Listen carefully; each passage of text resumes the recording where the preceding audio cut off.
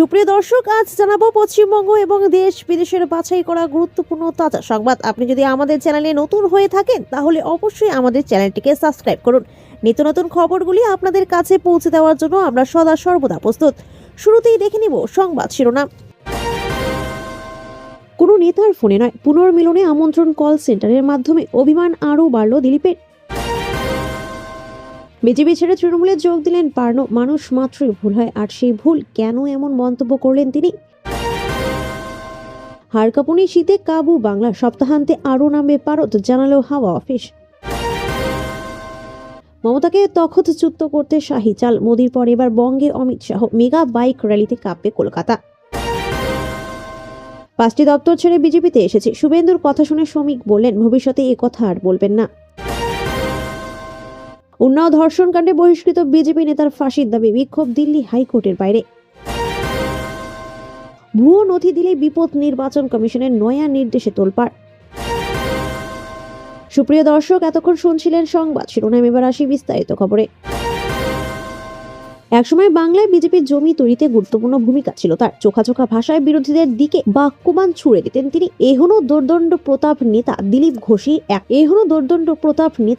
ঘোষী এখন দলে ব্রাত্য। ন্যাশনাল লাইব্রেরির অডিটোরিয়ামে বঙ্গ বিজেপির আদি নেতাদের পুনর্মিলন উৎসবে আমন্ত্রণ নিয়ে অভিমান আরও বেড়েছে, কারণ এই অনুষ্ঠানে যোগ দেওয়ার জন্য কোনো নেতা নন। সূত্রের খবর, কল সেন্টার থেকে নাকি আমন্ত্রণ জানানো হয়েছে তাকে। 25শে ডিসেম্বর প্রাক্তন প্রধানমন্ত্রী প্রয়াত অটল বিহারী বাজপেয়ীর জন্মদিন। দলের বসে যাওয়া বাদ যাওয়া পুরনো নেতাদের নিয়ে এই পুনর্মিলন উৎসব। এই সভার আয়োজনের অন্যতম দায়িত্বে রয়েছেন বঙ্গ বিজেপির প্রাক্তন রাজ্য সহ সভাপতি প্রতাপ বন্দ্যোপাধ্যায়, যারা 2021 সালে দলের প্রার্থী ছিলেন, আগের রাজ্য কমিটির পদাধিকারী ছিলেন এবং প্রাক্তন জেলা সভাপতিদের ডাকা হয়েছে এই সভায়। কেন্দ্রীয় নেতা সুনীল বনশল, রাজ্য সভাপতি শ্রমিক ভট্টাচার্য ছিলেন। বিরোধী দলনেতা শুভেন্দু অধিকারীকেও আমন্ত্রণ করা হয়। এই পুনর্মিলন উৎসবের মধ্য দিয়ে মূলত বনশল ও শ্রমিকের নির্দেশেই দলের পুরনো নেতাদের 26-এর ভোটের আগে সক্রিয় করে তোলার কাজ শুরু হলো। অথচ রাজ্য স্তরের এই উৎসবে নাকি সঠিকভাবে আমন্ত্রণই করা হয়নি দিলীপ ঘোষকে। তাকে কোনো নেতাই ফোন করেননি, ফোন গিয়েছিল কল সেন্টার থেকে। ওই ফোন পেয়ে অভিমান আরো বেড়েছে দিলীপ ঘোষের, তাই অনুষ্ঠানে যাননি তিনি। পরিবর্তে সিঙ্গুরে নিজের কর্মসূচিতে যোগ দেন দিলীপ। বিজেপির ঘরোয়া কোন্দলের কথা কারো অজানা নয়। দিলীপ ঘোষের সঙ্গে বঙ্গ বিজেপির সম্পর্কের অবনতির নেপথ্য কারণ গোষ্ঠী কোন্দল ছাড়া আর কিছুই নয়। গত লোকসভা নির্বাচনে খড়গপুরের পরিবর্তে বর্ধমান দুর্গাপুর লোকসভা কেন্দ্রের টিকিট পেয়েছিলেন দিলীপ। ভোট বিপর্যয়ের পর নিজে মুখেও দলের বিরুদ্ধে ক্ষোভ উগড়ে দিতে দেখা গিয়েছিল দোর্দণ্ড প্রতাপ নেতাকে। একের পর এক অনুষ্ঠানে আমন্ত্রণ নিয়ে টানাপোড়েনের নেপথ্য কারণও স্পষ্ট নয়, তবে দলের অন্দরে ফাটল যে ক্রমশ প্রকট হচ্ছে সে বিষয়ে কোনো সন্দেহ নেই রাজনৈতিক মহলের। আসছি পরবর্তী সংবাদে।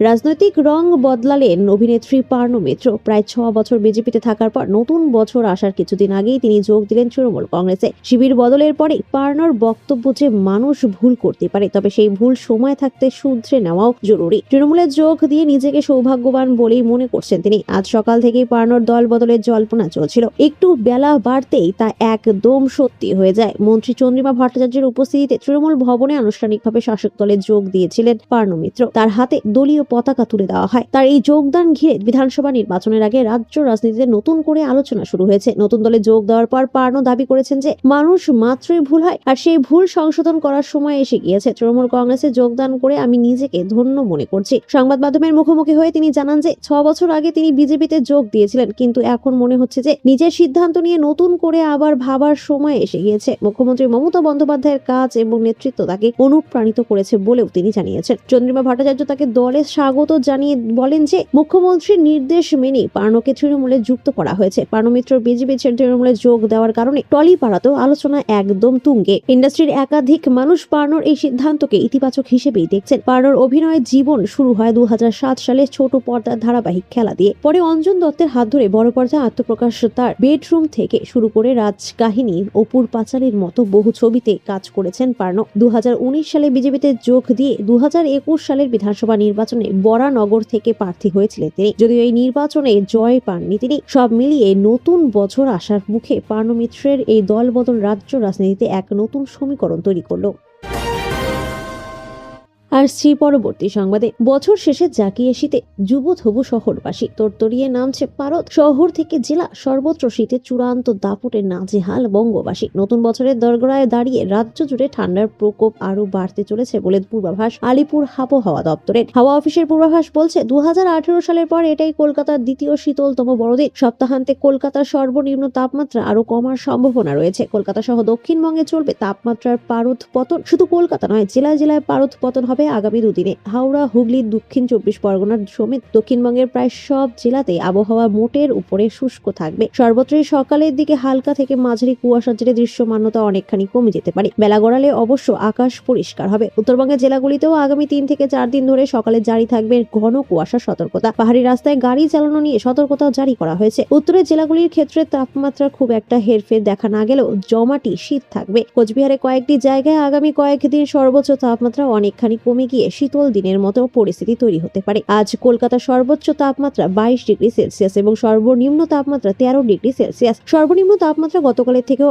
আজ অনেকটাই কম। শুষ্ক আবহাওয়া থাকবে আগামী 7 দিন। আপাতত বৃষ্টিপাতের সম্ভাবনা নেই। পাহাড়ে শীতের প্রকোপ সবচেয়ে বেশি। দার্জিলিং এ তাপমাত্রা নেমে গিয়েছে 3 ডিগ্রি সেলসিয়াসে। হাওয়া অফিসের পূর্বাভাস বলছে 2018 সালের পর এটাই কলকাতার দ্বিতীয় শীতলতম বড়দিন। সপ্তাহান্তে কলকাতার সর্বনিম্ন তাপমাত্রা আরো কমার সম্ভাবনা রয়েছে। শনিবার পর্যন্ত কলকাতা সহ দক্ষিণবঙ্গে চলবে তাপমাত্রার পারদ পতন। শুধু কলকাতা নয়, জেলায় জেলায় পারদ পতন হবে আগামী দুদিনে। হাওড়া, হুগলি, দক্ষিণ 24 পরগনা সমেত দক্ষিণবঙ্গের প্রায় সব জেলাতেই আবহাওয়া মোটের উপরে শুষ্ক থাকবে। সর্বত্রই সকালের দিকে হালকা থেকে মাঝারি কুয়াশা জেরে দৃশ্যমানতা অনেকখানি কমে যেতে পারে। বেলা গড়ালে অবশ্য আকাশ পরিষ্কার হবে। আসছি পরবর্তী সংবাদে। প্রধানমন্ত্রী নরেন্দ্র মোদীর বঙ্গ সফরের রেশ কাটতে না কাটতেই এবার রাজ্যে আসছেন কেন্দ্রীয় স্বরাষ্ট্রমন্ত্রী অমিত শাহ। আগামী 29শে ডিসেম্বর দুদিনের সফরে কলকাতায় পা রাখছেন তিনি। বিধানসভা নির্বাচনের প্রাক্কালে শাহের এই সফরকে ঘিরে বঙ্গ রাজনীতির পারদ চড়তে শুরু করেছে। মূলত দলের সাংগঠনিক শক্তি বৃদ্ধি এবং নির্বাচনী ব্লু প্রিন্ট চূড়ান্ত করতেই তার এই ঝটিকা সফর বলে জানা গিয়েছে। বিজেপি সূত্রে খবর, 30 ও 31শে ডিসেম্বর রাজ্য নেতৃত্বের সঙ্গে ম্যারাথন বৈঠক করবেন শাহ। ভোটার তালিকার বিশেষ নিবিড় সংশোধন প্রক্রিয়া শুরু হওয়ার পর এটি তার প্রথম সফর। খসড়া তালিকায় মতুয়া সম্প্রদায়ের বহু মানুষের নাম বাদ পড়া নিয়ে যে বিতর্ক তৈরি হয়েছে তা নিয়ে বৈঠকে কড়া বার্তা দিতে পারেন তিনি। কিভাবে বাদ পড়া ভোটারদের উদ্বেগ সামলে দলকে এগিয়ে নিয়ে যাওয়া যায় সেই কৌশলই ঠিক হবে এই বৈঠকে। অমিত শাহের সফরকে স্মরণীয় করে রাখতে এবং নির্বাচনের আগে শক্তির প্রদর্শন করতে এক বিশাল বাইক র্যালির পরিকল্পনা করেছে বঙ্গ বিজেপি। কলকাতা ও পার্শ্ববর্তী 10টি সাংগঠনিক জেলা থেকে প্রায় 1500 বাইক এই কর্মসূচিতে অংশ নেবে। শাহের কনভয়ের সাথে এই প্রথমবার এমন রাজকীয় বাইক মিছিলের আয়োজন করা হচ্ছে, যা নিয়ে রাজনৈতিক মহলে শোরগোল পড়ে গিয়েছে। অমিত শাহের সফরকে গুরুত্ব দিতে নারাজ শাসক দল তৃণমূল কংগ্রেস। রাজ্যের মন্ত্রী ফিরহাদ হাকিম বিদ্রুপের সুরে বলেন, গত নির্বাচনে অমিত শাহ 200 পার করার দাবি করেছিলেন, কিন্তু মানুষ কি ফল দিয়েছিল তা সবার জানা। যদিও এখনো শাহের বৈঠকে চূড়ান্ত সূচি ঘোষণা করা হয়নি, তবে নির্বাচনের আগে তার এই মাস্টার প্ল্যান বৈঠক যে রাজ্যের শাসক দলকে চাপে রাখার কৌশল তা নিয়ে নিশ্চিত রাজনৈতিক বিশ্লেষকরা। আসছি পরবর্তী সংবাদে।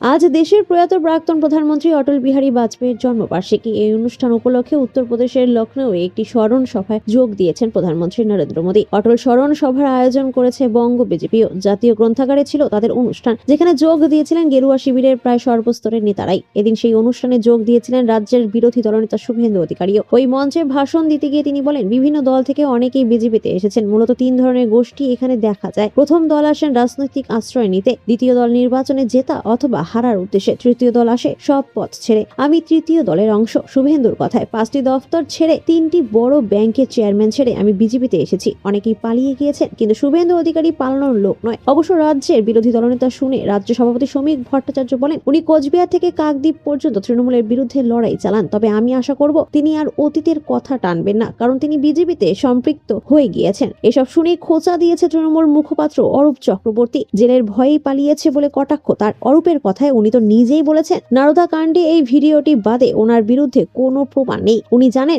দল ছাড়লে জেলে যেতে হবে। সকলের মেরুদণ্ড সোজা হয় না। যারা মেরুদণ্ড বিক্রি করেন তাদের নাম শুভেন্দু অধিকারী, যারা করেন না তাদের নাম অভিষেক বন্দ্যোপাধ্যায়। সমন্বয়ের বার্তা শ্রমিকের দোরগোড়ায় নির্বাচন, বহমান বিশেষ নিবিড় পরিমার্জন। এই আবহে দলের পদ কমিটির টিকিট ভুলে লড়ার বার্তা দিলেন বিজেপি রাজ্য সভাপতি শ্রমিক ভট্টাচার্য। বললেন, কে কোন মণ্ডলে আছেন, কে কোন দায়িত্বে আছেন বড় কথা নয়। এখন মনে রাখবেন, এসআইআরই বিজেপি আর বিজেপি এসআইআর। পশ্চিমবঙ্গের ভোটার লিস্টে যা অবস্থা, সতর্ক হন কমিটি বা ভোটে প্রার্থী হওয়ার সম্ভাবনা ভুলে লড়াইয়ের বার্তাই দিয়েছেন শ্রমিক। রাজ্য সভাপতির কথায় কমিটি ভুলে যান, প্রার্থী কে হবে ছাড়ুন, যে বসে আছে কলার ধরে টেনে তুলুন, বলুন লড়, না পারলে না আমাকে দে, বসে থাকবেন না। এসআইআর নিয়ে সর্বশক্তি নিয়ে ঝাঁপিয়ে পড়ুন, পদ পাই বা না পাই, কমিটিতে থাকি বা না থাকি, মরার পর যেন দেহের উপর বিজেপির পতাকাটা থাকে। এই লড়াই শেষ লড়াই, না হলে আমরা আর দলটা করতে পারবো না। আসছি পরবর্তী সংবাদে।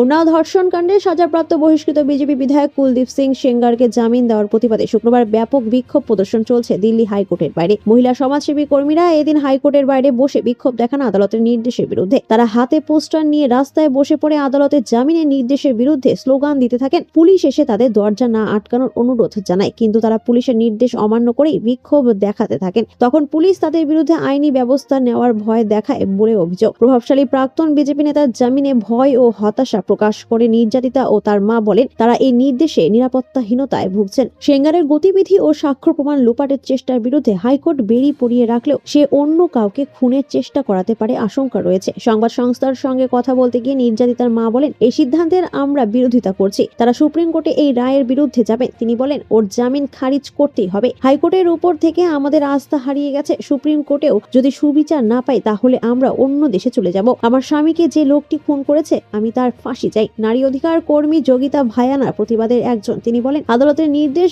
দেশের সমস্ত মেয়েদের মধ্যে আইন বিচার ব্যবস্থার প্রতি হতাশা ফুটিয়ে তুলেছে। দেশের মহিলারা এই নির্দেশে দুঃখ পেয়েছেন। একজন ধর্ষকের সাজা এইভাবে বাতিল হয়ে যেতে পারে তা কেউ বিশ্বাস করতে পারছেন না। এটা কেবলমাত্র এই আদালতেই হতে পারে। আমরা চাই যেখান থেকে অবিচার হয়েছে সেখান থেকে সুবিচার মিলুক। আরেক প্রতিবাদী জামিনের নির্দেশ কিসের ভিত্তিতে দেওয়া হয়েছে তা নিয়ে প্রশ্ন তোলেন। কুলদীপ সেঙ্গার যখন একটি আদালতে দোষী সাব্যস্ত হয়েছে এবং সাজা ঘোষণাও হয়েছে, তখন কি করে তাকে মুক্ত করে দেওয়া হয়? প্রশ্ন তাকে যখন যাবজ্জীবন সাজা দেওয়া হয়েছে তখন সে কি করে বাইরে বেরিয়ে আসতে পারে? আমাদের দাবি, একজন ধর্ষককে জেলেই ফেরত পাঠানো হোক, যাতে মেয়েরা নিরাপদ বোধ করতে পারে।